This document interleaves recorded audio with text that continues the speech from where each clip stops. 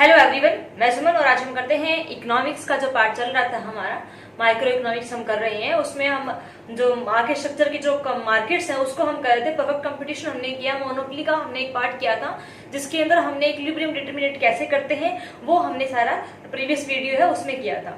आज हम करते हैं कि मोनोपोली में हमने ये किया था कि जिसमें ना प्राइस है वो डिस्क्रिमिनेशन होता है। प्राइस है वो डिस्क्रिमिनेट कर सकता है एक मोनोपोलिस्ट के अंदर, जो भी जो मोनोपोलिस्ट होता है वो, तो क्या वो मतलब किस तरह से प्राइस डिस्क्रिमिनेशन करता है, कौन कौन से बिहाफ पे करता है, एक्चुअली में ये प्राइस डिस्क्रिमिनेशन होता क्या है, वो हम आज कवर करने वाले हैं। तो आज का जो अपना टॉपिक है वो है price discrimination under monopoly. Price discrimination under monopoly. Monopoly के अंदर प्राइस है वो डिस्क्रिमिनेट होता है कि नहीं। ऑब्वियसली मोनोपोली में क्या है, प्राइस को डिस्क्रिमिनेट है वो कर सकते हैं। क्यों? क्योंकि अकेला सेलर है ये, तो ये अपने अकॉर्डिंग क्या है प्राइस को किसी जो डिफरेंट एक ही कमोडिटी के डिफरेंट टाइप ऑफ कस्टमर से क्या है प्राइस है वो चार्जेस कर सकता है। तो इसके अंदर क्या होता है कि मोनोपोली के अंदर जो प्राइस है वो डिस्क्रिमिनेशन होता है। डिस्क्रिमिनेशन क्या होता है कि अलग अलग यानी कि सेम ही कमोडिटी है, one type of commodity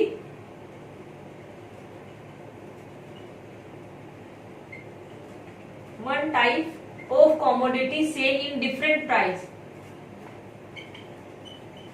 price to different customer।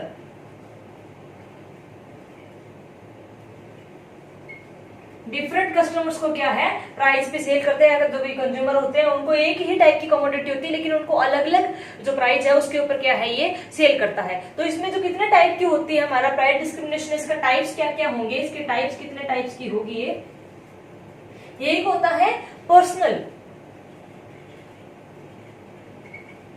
Price discrimination.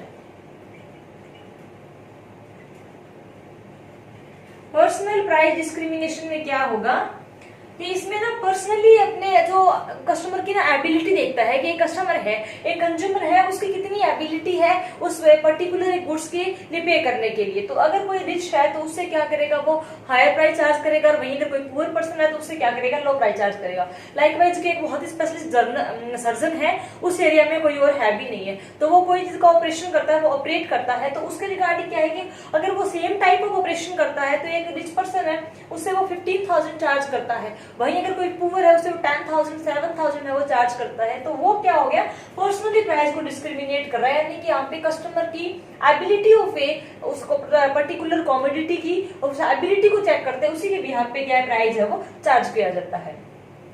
Second है जियोग्राफिकल एरिया के हिसाब से, जियोग्राफिकल प्राइस डिस्क्रिमिनेशन, यानी कि जो एरिया के हिसाब से अलग अलग एरिया के हिसाब से क्या करेंगे प्राइस को डिस्क्रिमिनेट करते हैं। लाइकवाइज की कोई गुड्स है वो इंडिया के अंदर है तो उसका प्राइस है वो कुछ और होगा, और जो वही कोई फॉरेन में जाए तो वहां के अकॉर्डिंग क्या प्राइस अलग होगा। जो यहाँ पे मोनोपोली है हो सकता है वो इंडिया के अंदर क्या परफेक्ट कंपटीशन है, क्योंकि यहाँ पे क्या सिंगल है, वो अपनी मार्केट को और ब्रॉड करना चाहता है, तो उस केस में क्या है वो फॉरेन में जाके अपना गुड सेल करता है, वहां पे जाके मोनोपोली क्रिएट नहीं हो सकती, क्योंकि वहां पे क्या अभी प्रोडक्ट उसकी आइडेंटिफिकेशन इतनी नहीं बन पाई है। तो वहां पे वो परफेक्ट मार्केट में एंटर करेगा तो प्राइस है वो जेन्युइनली क्या होंगे लो होंगे। तो अलग अलग एरिया के हिसाब से भी कि जो यहाँ पे जिसका प्राइस अलग है वो दूसरी कंट्री में कोई और भी हो सकता है, तो उसके हिसाब से क्या प्राइस है वो डिस्क्रिमिनेशन होता है। प्राइस डिस्क्रिमिनेशन होता है price discrimination according to use.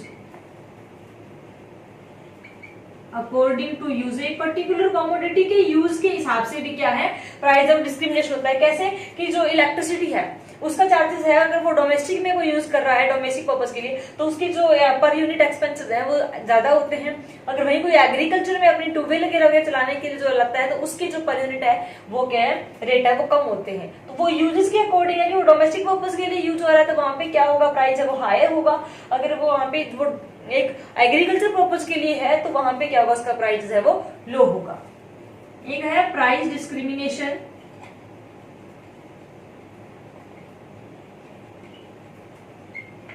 Price discrimination according to time.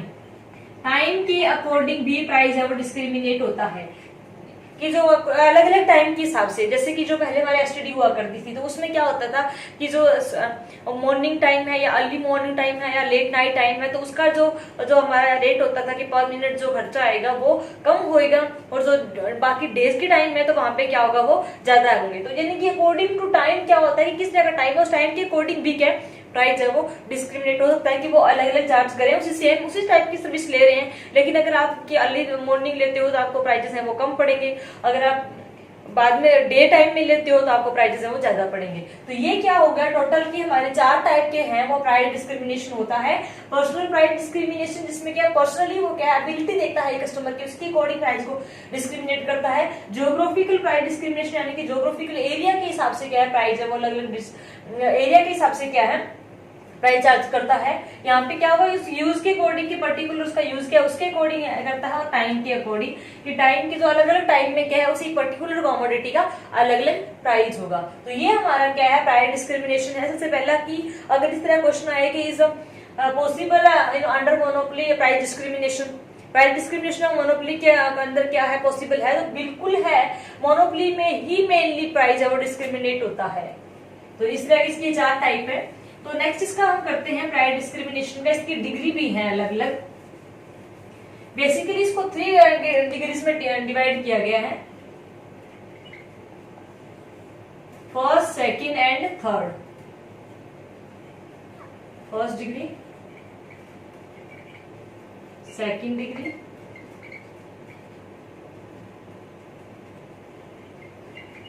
And third degree.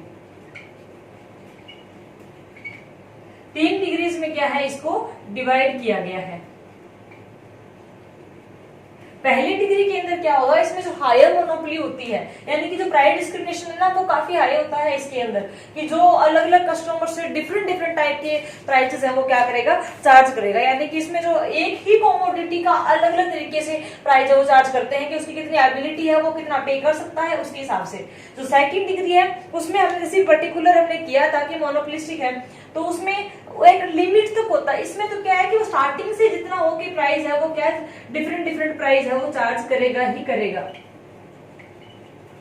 लेकिन इसमें क्या होगा कि एक लिमिट होती है, उस लिमिट के बाद अगर आप उसी सेम कमोडिटी का सेम ही यूजर है उससे क्या प्राइस हायर लेगा। जैसे कि कोई अगर इलेक्ट्रिसिटी का है, ठीक है, इलेक्ट्रिसिटी है तो वहां पे क्या होगा कि उसका जो बिल आएगा जो आएगा कि उसकी सपोज गवर्नमेंट ने भी कर रखा है कि अगर 200 यूनिट तक है, 200 यूनिट तक अगर आपका आएगा टोटल तो उसके जो पर यूनिट है उसका एक्सपेंस सपोज कि 5 रुपीज है। अगर ये 200 करोड़ होती है, अगर ये 200 की जगह 300 यूनिट होती है तो जो पर यूनिट एक्सपेंसेस है वो 7 रुपीज हो जाएगा या 6 रुपीज हो जाएगा, वो इंक्रीज हो जाएगा। सेम ही यूजर है, सेम ही टाइप की कमोडिटी, लेकिन एक लिमिट तक क्या करेगा वो, एक लिमिट तक उसका प्राइस है वो कम होता है, लेकिन उसके आगे जो ऊपर जाएगा तो उसका प्राइस है वो हाई हो जाएगा। तो वो हमारा क्या आता है सेकेंड डिग्री में आता है। और थर्ड डिग्री में क्या होता है अलग अलग ग्रुप के हिसाब से इसमें क्या है ग्रुप सेटअप किए होते हैं, और उस ग्रुप के हिसाब से क्या है कि इस ग्रुप में इस तरह का ग्रुप है, एक अलग अलग ग्रुप डिवाइड कर दिए कि इससे किस तरह से प्राइस लेना है, इस तरह के लोगों से किस तरह प्राइस चार्ज करना है, इस तरह के लोगों को किस तरह से प्राइस चार्ज करना है। तो ये चीजें क्या है इसमें कि फर्स्ट डिग्री, सेकंड डिग्री और थर्ड डिग्री, 3 डिग्री इसमें क्या है ली गई है। उस डिग्री के हिसाब से किसमें तो जो अलग अलग कस्टमर आते हैं उनसे हायर मोनोपोली की स्टार्टिंग में क्या प्राइस को डिस्क्रिमिनेट करता है वो, लेकिन सेकंड में क्या होता है सेम ही यूजर होता है and same he commodity use कर रहा है, लेकिन एक प्रिस्क्राइब लिमिट होती है उस तक उसका प्राइस लो होगा, उससे अगर वो आगे जाएगा तो उसका प्राइस है वो हाई हो जाएगा। और थर्ड डिग्री में क्या अलग अलग ग्रुप डिवाइड कर देंगे, उन ग्रुप के अलग अलग ग्रुप है उनके अकॉर्डिंग क्या प्राइस सेटअप करेंगे कि इस ग्रुप से किस तरह का प्राइस है वो चार्ज करना है। नेक्स्ट आता है इसका डिग्रीज के बाद कि ये मोनोपोली कब पॉसिबल है, सॉरी मोनोपोली के प्राइस डिस्क्रिमिनेशन है वो कब पॉसिबल है। ये वाकई में ये मोनोपोली के अंदर ही पॉसिबल है, क्योंकि अदरवाइज क्या होता है कि लार्ज नंबर ऑफ सेलर होंगे, सेलर भी बहुत सारे हैं एंड बायर भी हैं, बायर तो चलो होते ही हैं। तो वहां पे क्या होगा कि अगर क्लोज सब्स्टिट्यूट है, एक पर्टिकुलर गुड्स का क्लोज सब्स्टिट्यूट अवेलेबल है, तो उस केस में क्या होगा कि वो वहां चले जाएंगे, तो प्राइस इतना हायर नहीं कर सकते। कुछ हद तक अपनी क्वांटिटी क्वालिटी के अकॉर्डिंग कर दे तो कर दे, अदरवाइज नहीं कर सकते। तो उसमें क्या होगा कि एसेंशियल कंडीशन कौन कौन सी होंगी इसमें, जिसके दो एक प्राइस डिस्क्रिमिनेशन के लिए क्या है जरूरी है। प्राइस डिस्क्रिमिनेशन तब भी ही हो सकता है अगर ये कंडीशन है वहां पे फॉलो होती है। तो ये कंडीशन पहले क्या है, मोनोपोली पावर को ऑब्जिस्टेंस होना चाहिए, monopoly power existence.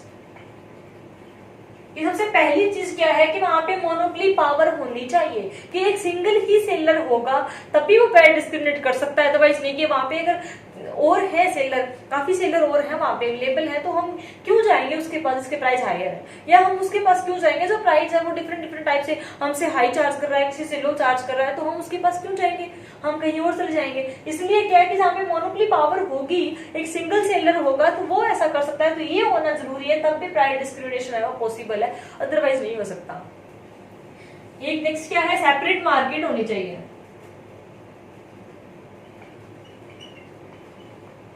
Separate market यानी कि इसकी जो मार्केट है वो अलग अलग है, क्या यानी कि अपने जो जितने भी अगर यहाँ पे हम सेल कर रहे हैं, एक पर्टिकुलर एरिया की भी बात करें कि वहीं पे ही इसी एरिया में यहाँ पे शॉप है, तो उसको अकॉर्डिंग अगर उसने अपनी 3 ब्रांचेस ओपन कर रखी है, एरिया में इतना गैप भी नहीं है, तो वहां पे क्या होगा, अगर वो प्राइस डिस्क्रिमिनेट करेगा, अगर वो सेम ही मार्केट है उसकी, तो पॉसिबल नहीं होगा, प्राइस डिस्क्रिमिनेट कर नहीं पाएगा कि कस्टमर आएंगे नहीं। तो ये क्या क्या है, मार्केट है वो अलग अलग होनी चाहिए, चाहे वो किसी भी तरीके से कि अलग अलग मार्केट होंगे, एक सेपरेट मार्केट होना जरूरी है, तब भी ही क्या होगा, एक सेपरेट मार्केट होगी तब भी ही क्या होगा कि वो पॉसिबल होगा प्राइस डिस्क्रिमिनेशन, अदरवाइज क्या है, प्राइस है वो डिस्क्रिमिनेट नहीं कर सकता कोई भी सेलर चाह के।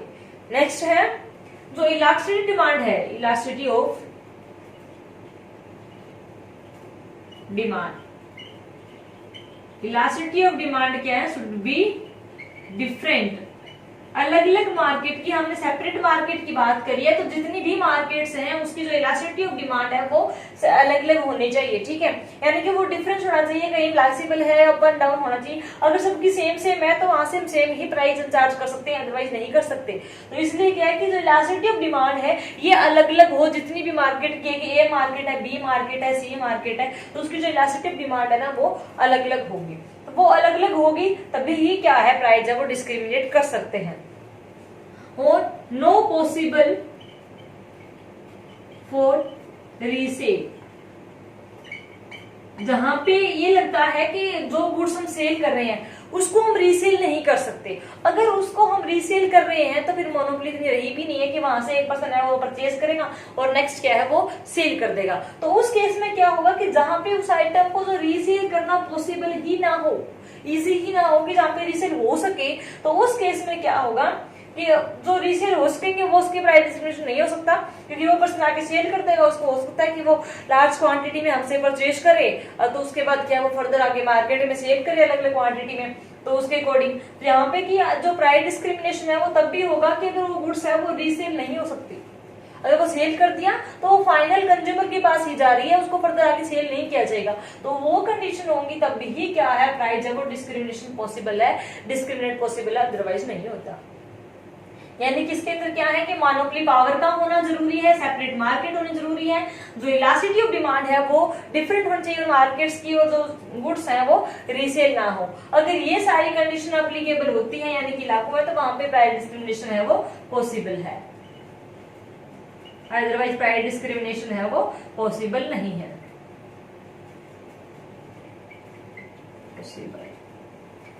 तो ये यहाँ पे क्या प्राइस डिस्क्रिमिनेशन है वो इस तरीके से होता है। अब एक नेक्स्ट बात हमने की थी कि जो ज्योग्राफिकल एरिया का हमने जिक्र किया था, उसमें कि अलग अलग ज्योग्राफिकल एरिया, और ये भी कहा था कि जो परफेक्ट मार्केट होता है वो फॉरेन में जाके एंटर करता है, हमारे यहाँ पे क्या है इस तरीके से होगा, हमारे यहाँ पे उसकी मोनोपोली होती है, तो वो क्या होता है, उसको हम क्या कहते हैं, जो भी हमारा जो मोनोपोली का होता है तो उसको हम क्या कहते हैं, वो होता है डंपिंग।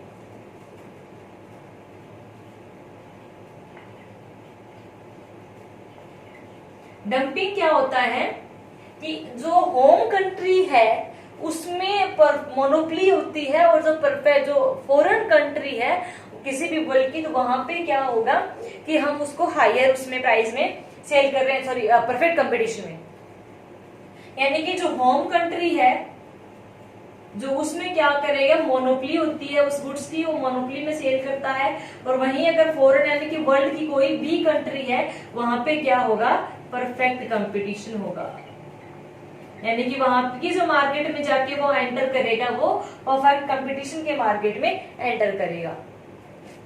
तो ये मोनोपोली और इस दोनों का हम करेंगे कि डंपिंग क्या होता है कि दोनों डिफरेंट डिफरेंट कंट्रीज के अंदर क्या है, हमारे यहाँ की जो मोनोपोली है वहां जाके परफेक्ट कंपटीशन के अकॉर्डिंग अपना सेल करती है। फर्स्ट ऑफ ऑल ये क्यों करती है सेल, कि इसको क्या होता है अपनी मार्केट को बढ़ाना होता है, इनहांस करना होता है अपनी मार्केट को, या लार्ज स्केल पे क्या है इसने बढ़ाना होता है कि अपनी मार्केट है वो होम कंट्री तक ही सीमित ना रहे, मैं उसको फॉरेन तक ही लेके जाऊं। या क्या होता है कि होम कंट्री में इसकी क्या है डिमांड लो है, तो इसको लगता है कि मैं क्या करूं, इसकी इतनी डिमांड नहीं है तो मैं अपना फॉरेन में जाके सेल करके देखूं ताकि वहां का भी मेरे को वहां पे ज्यादा प्रोडक्ट चल जाए या वहां पे इसका ज्यादा बेनिफिट हो सके इसके लिए। या फिर इसलिए भी करता है कि जो मेरी फॉरेन कंट्री तक की क्या है इनकम यानी कि प्रॉफिट इंक्रीज हो कि मैं होम कंट्री में मोनोपोली का बेनिफिट उठाऊं, और जो फॉरेन कंट्री है उसमें परफेक्ट कंपटीशन के अकॉर्डिंग तो वो प्रॉफिट इंक्रीज करने के लिए अपने प्रोडक्ट को लार्ज स्केल पे प्रोडक्शन करने के लिए। तो ये सब चीजों के लिए क्या करते हैं कि वो होम कंट्री और फॉरेन कंट्री दोनों को यूज करते हैं, यानी कि यहाँ पे मोनोपोली के अकॉर्डिंग सेल करते हैं और जो फॉरेन कंट्री है उसमें कंपटीशन के अकॉर्डिंग सेल करते हैं। वहां पे मोनोपोली में एंटर कर भी नहीं सकते क्योंकि ये तो प्रोडक्ट नया होता है, लोगों को वैसे भी अवेयर नहीं होते, और फिर अगर मोनोपोली में चले जाएंगे तो कोई भी नहीं लेगा हमारा प्रोडक्ट, तो वहां पे प्रोडक्ट कंपटीशन में ही एंटर करके अपनी मार्केट में जगह बनानी होती है। तो इसका डायग्राम के थ्रू हम समझते हैं। एक्स एक्सिस लिया, यहाँ पे हमने वाई लिया और यहाँ पे ये ओ आ गया। तो यहाँ पे हम लेंगे आउटपुट एज यूजुअल, यहाँ पे हम क्वांटिटी लेंगे, यहाँ पे हम लेंगे प्राइस, कॉस्ट एंड रिवेन्यू। अब हमें बात ये रखनी है कि जो हमारी होम कंट्री है उसमें क्या है, इसकी मोनोपोली है, ठीक है। और वर्ल्ड की कोई भी कंट्री यानी कि जो फॉरेन कंट्री है वहां पे ये क्या करेगा, परफेक्ट कंपटीशन मार्केट में एंटर करेगा, ठीक है। तो उसी के अकॉर्डिंग क्या है हमें डायग्राम बनाना है। डायग्राम किस तरीके से बनाएंगे कि अगर ये क्या करे परफेक्ट कंपटीशन, उसका डायग्राम किस तरीके से होता है, पैरेलल होता है ना एक्सिस के, तो ये क्या हो जाएगा, ये प्राइस हो गया किसके अकॉर्डिंग, वर्ल्ड की किसी भी कंट्री के अकॉर्डिंग, ये हो गया MR और AR, ठीक है। ये परफेक्ट कंपटीशन का हो गया क्योंकि जो फॉरेन में क्या है परफेक्ट कंपटीशन में ही एंटर करेगा। अब हम बात करते हैं एक बार होम कंट्री की, तो होम कंट्री में मोनोपोली में हमारे जो MR क्या होते हैं, डाउनवर्ड स्लोप होता है। तो इस तरीके से हम क्या इसको रिप्रेजेंट करेंगे, ये MR हो गया और ये AR हो गया, और इसके आगे हम क्या लगा देंगे, होम लगा देंगे, ठीक है। क्योंकि क्या है हमारी होम कंट्री का MR और AR है। तो ये हमारा क्या इसका बेसिक है कि यहाँ पे हमारी क्या मोनोपोली है जो कि होम कंट्री में है इसकी, और ये क्या है परफेक्ट कंपटीशन है इसमें फॉरेन मार्केट में। तो ये दो मार्केट में क्या है ये एंटर करता है, ये अपनी होम कंट्री में भी सेल करता है और परफेक्ट में भी सेल करता है। अब हम बात ये करते हैं कि अब इसकी जो हम मोनोपोली निकालते हैं कि हमारा क्या होगा, इसमें किस तरीके से वो सेल करता है, कैसे इसका वो बैलेंस बनाता है। तो इसकी जो हमारी MC होगी,